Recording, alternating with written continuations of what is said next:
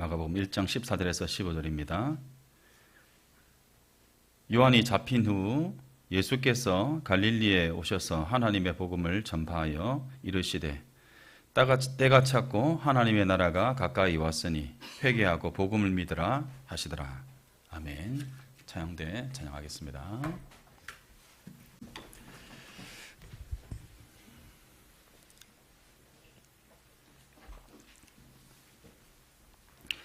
예수님은 예루살렘에서 십자가를 지시기 전까지 갈릴리에서 하나님의 복음을 선포하였다라고 오늘 본문에서 말씀합니다.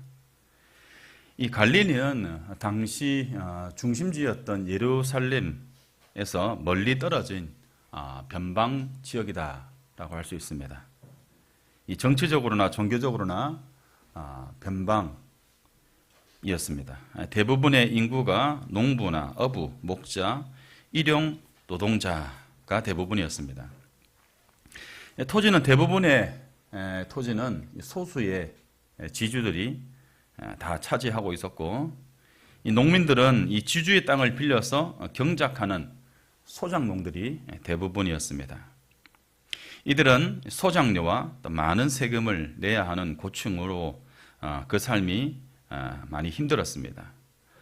로마 제국과 헤롯 왕실 그리고 성전, 이 모든 곳에 세금을 내야 하는 소작들 그리고 어부들, 이들 또한 이 삼중 과세의 과세를 부담해야 했기 때문에 이 갈릴리의 평민들의 삶은 이루 말할 수 없는 힘든 삶을 살아야 했습니다. 반대로 세리와 같이 황제와 왕에게 충성했던 이들은 꽤 부유한 삶을 영위할 수 있었습니다. 예수님은 이 갈릴리에서 하나님의 복음을 전했다 했습니다. 이 복음의 내용은 무엇일까? 15절에 그 내용이 요약되어져 있는데요. 15절을 보시면 때가 찼고 하나님의 나라가 가까이 왔으니 회개하고 복음을 믿어라 이렇게 말씀합니다. 여기서 핵심은 이 복음은 하나님의 나라가 가까이 왔다라는 소식입니다. 그래서 이 하나님의 나라에 대해서 우리가 먼저 말씀을 살펴보고자 합니다. 여러분, 우리가 사회 시간에 배웠던 내용인데 이 국가의 3요소는 무엇입니까? 국민, 영토, 주권, 이 세 가지입니다. 자, 그렇다면 이 나라의 영토는 누가 가지고 있는가? 대부분의 국민들이 나누어 가지고 있습니다. 그럼 주권은 누가 가지고 있는가? 국민이 가지고 있죠. 이 민주정에서는 국민이 곧 나라다라고 할 수 있습니다. 나라의 주인이 국민입니다. 그래서 이 영어로 nation이라는 단어가 국가를 가리키지만 국민을 가리키기도 합니다. 아직 멀었습니다. 이것이 민주정에서 국가 혹은 오늘 본문에 나오는 단어로 하면 나라에 대한 기본 개념입니다. 그러나 이 구약시대는 아시다시피 민주정이 아닌 왕정이었습니다. 그러니 여러분, 주권이 아닌 왕권, 이 왕권을 왕이 가지고 있었고 이 왕이 나라를 다스렸습니다. 그렇다면 영토는 누구의 것입니까? 왕의 것입니다. 왕이 필요에 따라서 하사할 뿐이죠. 심지어 국민이 아닌 백성은 왕에게 속해 있었습니다. 해서 왕이 곧 국가인 시대가 왕정시대였다라고 할 수 있습니다. 왕이 곧 국가이기 때문에 국가, 나라라는 이런 의미를 가지고 있는 단어가 어디에서 파생되었을까? 이 왕이라는 단어에서 이 나라라는 단어가 파생됩니다. 이제 한번 띄워주십시오. 보시는 것처럼 위에 있는 것은 히브리어고 밑에 있는 것은 헬라어입니다. 여러분이 구체적으로 아실 필요는 없는데 히브리어로 왕이 멜렉입니다. 위에 나오죠. 킹 멜렉입니다. 그러니까 이 나라에서 나라를 뜻하는 말쿠트라는 단어가 파생되었습니다. 히브리어는 오른쪽에서 왼쪽으로 읽습니다. 그래서 노란 글씨가 왕이라는 멜렉이라는 이 자음이고 이 자음 세 개가 그대로 나라라는 단어에 사용되었습니다. 그래서 이 멜렉은 왕, 말구트는 왕됨, 다스림, 통치 그런 뜻입니다. 보시는 것처럼 헬라어도 마찬가지입니다. 왕은 바술류스라고 하는 이 단어에서 파생된 단어가 바실레이아. 공이 왕과 나라. 이 나라의 의미는 더 구체적으로 말하면 왕의 다스림, 통치 이런 뜻을 가지고 있습니다. 그래서 하나님의 나라라고 하면 하나님의 통치, 하나님의 다스림 이렇게 해석하는 것이 정확한 의미다라고 할 수 있습니다. 참고로 여러분 마태복음에서는 이 하나님의 나라라는 단어가 나오지 않고 어떤 표현이 나옵니까? 이 천국이라는 표현이 나옵니다. 유대인들이 하나님이라는 이 말 자체를 입 밖으로 꺼내는 것을 굉장히 꺼려했고 두려워했습니다. 그래서 이 거룩하신 하나님의 이름을 함부로 말할 수 없었기 때문에 이 하나님이라는 이 표현을 다른 단어로 대체해서 발음을 했습니다. 어떤 단어일까요, 여러분? 하늘이라는 단어로 대체했습니다. 그래서 하나님의 나라가 아닌 하늘나라 이렇게 바꾸어 발음하고 기록했습니다.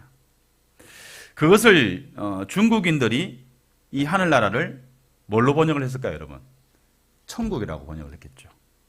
그리고 그것을 우리나라가 그대로 받아들였기 때문에 우리나라가 한자권이었기 때문에 그것을 그대로 받아들입니다. 그래서 한국 개신교인들은 하나님의 나라를 천국으로 이해를 했습니다. 그리고 여러분 우리가 성경 통독할 때 창세기 다음으로 많이 읽는 게 마태복음 아니겠습니까? 구약부터 시작하자니 너무 힘들고 그 다음에 만만한 게 신약인데 신약의 가장 먼저가 마태복음이죠. 그러다 보니 상대적으로 마태복음을 더 많이 읽지 않았을까라는 만고 제 생각입니다. 그래서 한국 그리스도인들, 이 한국 개신교인들에게서의 하나님의 나라는 천국으로 이해됩니다. 그래서 이 천국으로 이해하다 보니 내세에 가서 살게 될 하나의 공간으로, 영역으로 이 천국을 이해합니다. 자연스럽게 천국에 가는 것을 신앙의 가장 중요한 목표로 생각하게 된 것이죠. 결과적으로 하나님의 나라의 본뜻인 하나님의 다스림, 하나님의 통치라는 이 의미가 퇴색된 채로 아직까지도 하나님의 나라를 천국으로 이해하고 또 성경을 그렇게 읽는 이들이 많이 있습니다.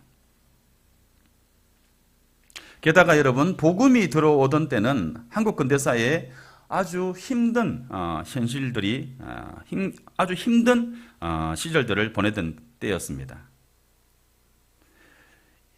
일제강점기가 있었고 6.25가 있었고 그리고 경제적으로 많이 힘든 그러한 시간을 보내던 그러한 때였습니다.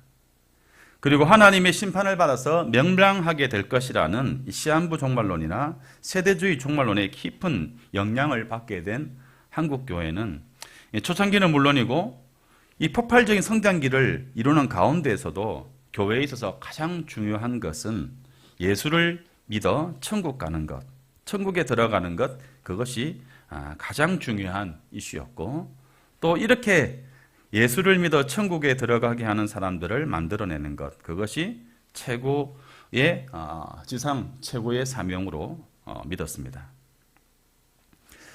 실제 예수를 믿고 천국에 가게 되는 것, 이것은 좋은 일입니다. 그러나 그것이 전부가 아니다라는 것이 문제인 것이죠. 예수를 믿고 천국 가는 것, 그것이 전부다라고 생각하는 이러한 이해는 하나님 나라에 대한 몰희에서 온 결과다라고 할 수 있습니다. 구약과 신약에서 공이 하나님의 나라는 하나님의 다스림, 하나님의 통치라는 의미로 사용되었습니다. 그리고 이 천국이라는 것은 전국에 이루어질 하나님의 나라의 결과다라고 할 수 있는 것이죠. 오늘 본문에서 마가는 하나님의 나라가 가까이 왔으니 회개하라, 복음을 믿으라 이렇게 외치고 있습니다. 복음은 신구약에서 무엇을 뜻하냐 하면 이 복음이라는 것은 이 바벨론이 아닌 페르시아나 헬라나 로마가 아닌 하나님이 다스리는 나라가 임하게 된다. 하나님이 통치하신다라는 것이 바로 복음의 핵심입니다.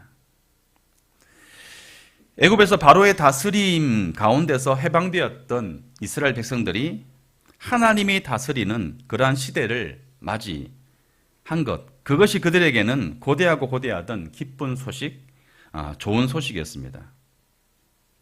이것을 두 자로 말하면 복음이다라고 말할 수 있는데요.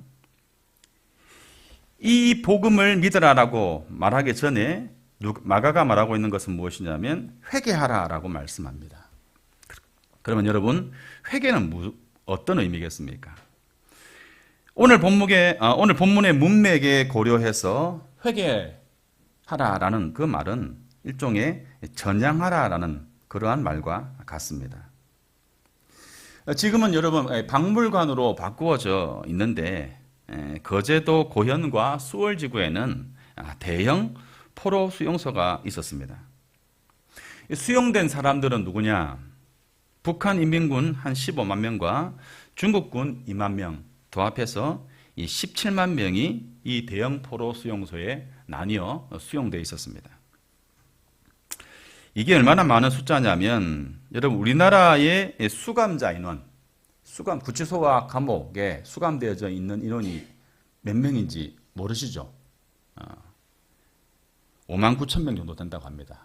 그러니까 6만 명 정도 되죠. 그런데 이 거제도에 있는 이 대형 포로 수용소에 수감되어 있는 사람들이 17만 명이 되었습니다.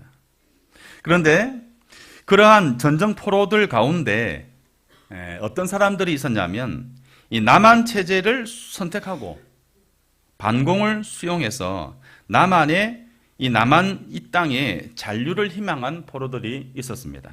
그들을 두고 우리가 전향 포로 이렇게 얘기하죠.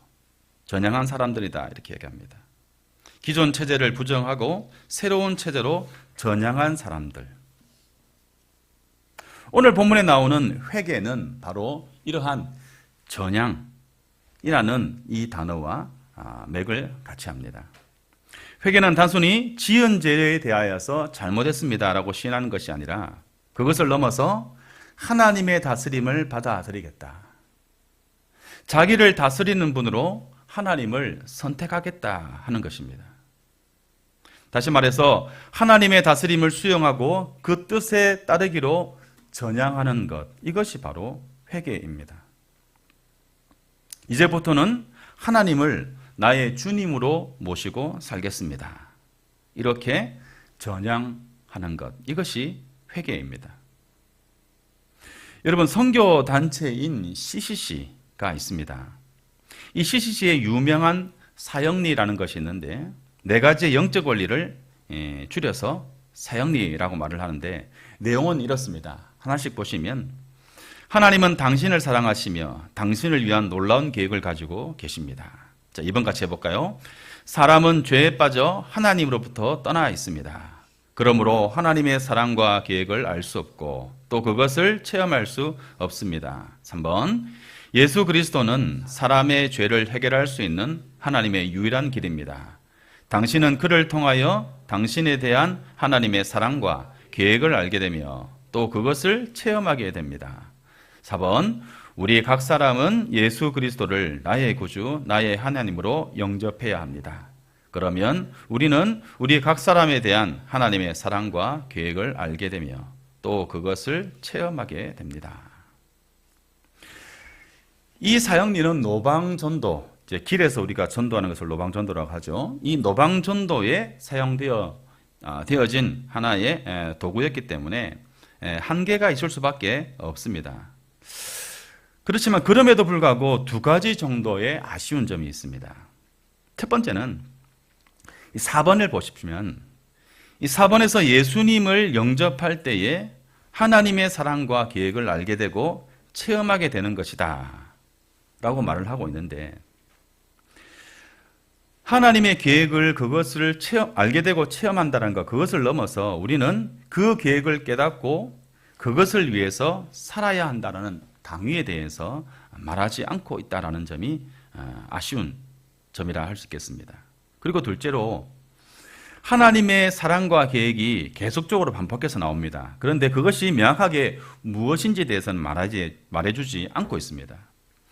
그것이 만약 구원받아 천국 가는 것을 의미한다라고 한다면 그것은 하나님의 사랑일지는 몰라도 하나님께서 우리를 향한 계획으로는 충분하지 않다라는 것입니다. 하나님께서 우리에게 바라시는, 하나님께서 우리를 향하여 가지고 계시는 계획이라는 것은 이 땅에서 하나님 나라의 백성으로서 살아가는 삶의 다양한 내용들일 것입니다. 그런데 이에 대한 분명한 제시를 하지 않고 있다라는 것이죠.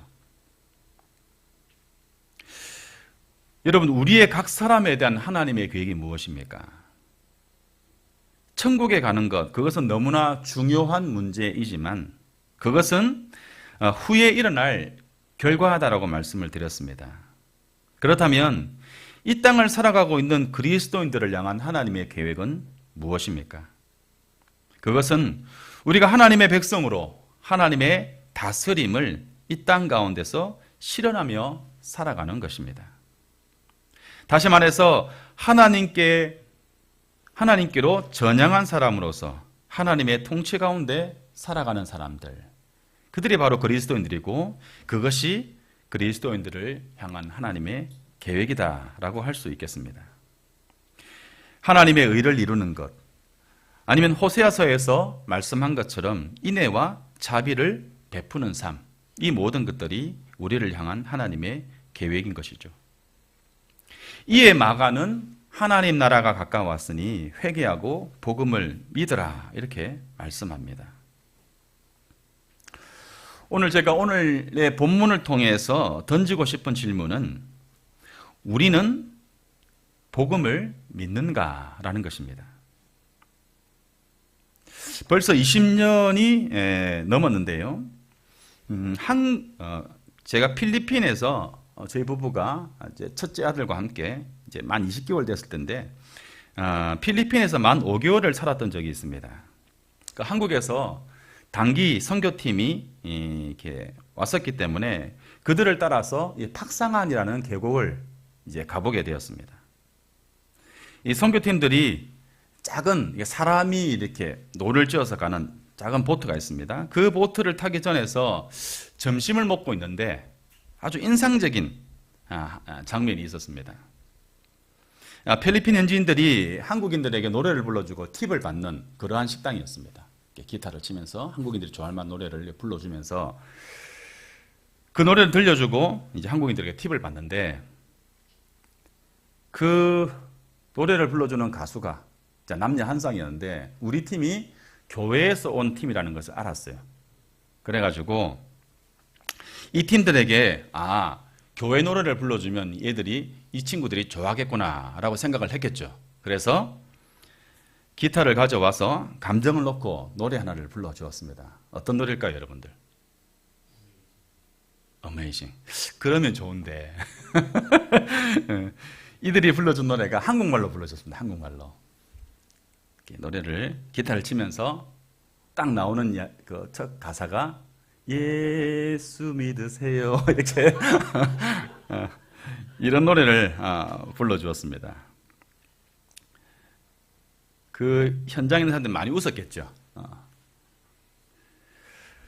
그리고 어떤 기자는 정광훈이라는 목사를 만나면 자주 이런 말을 한다고 합니다. 목사님, 제발 예수님 좀 믿으세요. 이런 말을 자주 한다고 합니다. 그리고 세상 사람들이 예수를 믿는 그리스도인들에게 쓴소리를 합니다.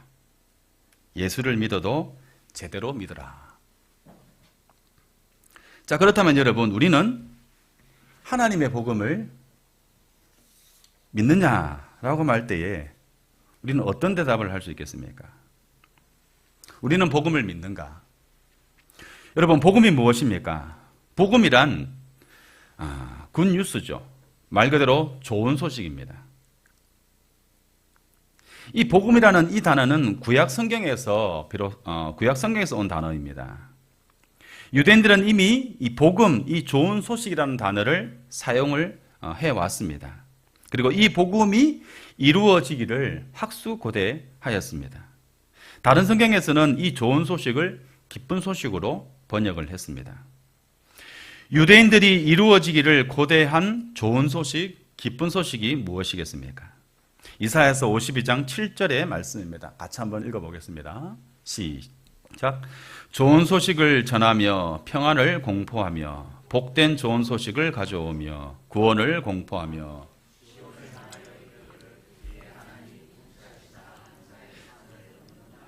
어찌 그리 아름다운가. 여기서 좋은 소식이라고 표현한 이 표현이 신약 성경에서는 복음이다 라는 것이죠. 이사야서 52장의 문맥에서 볼 때에 이 기쁜 소식, 복음, 이것은 무엇이겠습니까?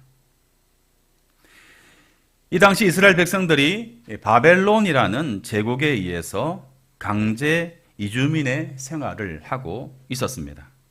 그런데 그 생활을 이제는 끝내고 자유롭게 고국으로 돌아가게 될 것이다 라는 소식이 바로 그들에게 복음이었습니다.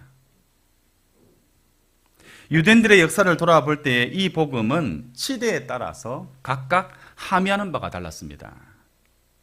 이사야 시대에는 바벨론의 통치로부터 해방되는 것이고, 그 다음에는 페르시아의 통치로부터 해방되는 것이고, 그 다음 시대인 헬라 제국과 최종적으로는 로마 제국의 통치로부터 해방된다라는 것이 그들에게는 기쁜 소식이요 복음이었습니다. 이 해방의 기쁜 소식은 유대인들이 몇백 년을 기다려온 소식입니다. 이제 바벨론이 아닌 페르시아도 아닌 헬라와 로마가 아닌 내 하나님이 통치하신다. 이것이 유대인들에게서의 기쁜 소식 복음이었습니다. 오늘 본문의 마가는 예수님이 다른 곳이 아닌 갈릴리에서 복음을 전했다 했습니다. 변방에서 하루하루 힘겹게 살아가는 이들에게 하나님의 복음이 그들에게 전해진 것이죠. 로마의 황제가 아닌 헤롯 왕이 아닌 하나님이 너희를 다스릴 것이다. 이것은 그들에게는 해방의 메시지와 다름없는 것입니다. 말 그대로 좋은 소식, 기쁜 소식, 복음입니다. 해서 수많은 이들이 세례자 요한에게 세례를 받으러 나오고 하나님의 복음을 믿고 하나님께로 전향하는 자들이 일어난 것입니다. 이들에게 세례 요한이 회개하라, 천국이 가까이 왔다라고 외쳤습니다. 이 외침은 하나님의 나라로, 하나님의 백성으로 전향하라라는 외침입니다. 복음의 핵심은 무엇입니까? 우리가 누구를 섬길 것이냐, 이것이 핵심입니다. 우리가 하나님의 다스림을, 하나님의 통치를 받아들이는 것이 복음의 핵심입니다. 조금은 엉뚱한 질문일 수 있겠지만 여러분에게 이 질문을 해보고 싶습니다. 복음이 여러분에게 복음입니까? 복음이 복음인 사람은 회개하고 복음을 받아들입니다. 복음이 복음인 사람은 하나님의 다스림을 기뻐하고 하나님의 통치하심을 환영하고 그것에 충성하는 사람입니다. 주님은 우리에게 말씀하십니다. 회개하고 복음을 믿으라. 아주 간명한 말씀이지만 우리의 삶을 돌이켜보게 하는 아주 중요한 하나님의 말씀이다라고 할 수 있겠습니다. 한 해를 마무리해가는 시점에 우리 스스로에게 자문해봐야 할 질문이며 또 우리 평생에 자문해봐야 할 물음이 아니겠는가라는 것입니다. 나에게 복음은 진정한 복음인가? 나는 하나님의 복음을 복음으로 받아들인 하나님의 백성인가? 하나님의 백성으로서 하나님의 다스림을 받고 하나님의 통치하신 가운데 기쁨으로 나는 살아가고 있는가? 하나님의 다스림을 기뻐하는 사람, 하나님의 통치에 내 삶을 내어드리는 사람으로 우리 평화의 모든 식구들이 주님 앞에 이 복음을 받아들이고 복음의 사람으로 살아갈 수 있기를 우리 주님의 이름으로 간절히 축복합니다. 함께 기도하겠습니다. 회개하고 복음을 믿으라. 하나님께서 우리를 다스려 주시고 또한 우리의 삶을 통해서 하나님의 통치하심이 우리의 삶 가운데 일어날 수 있도록 또한 우리 스스로 그 하나님의 통치하심에 순복하며 살아가고 있는지를 자문하며 살아갈 수 있는 우리가 되기를 위하여 기도합시다. 하나님께서 허락하신 삶의 시간을 통해서 복음을 믿고 하나님 나라의 백성으로 살아갈 수 있기를 조용히 기도로 결단하며 나아가는 이 시간 되기를 원합니다. 함께 기도하겠습니다. 하나님의 은혜를 정말 감사합니다. 하나님의 백성으로 불러주시고 하나님의 복음을 믿으라 말씀하시니 그 부르심 가운데 우리가 순종하며 나아갈 수 있도록 좀 도와주시고 하나님께서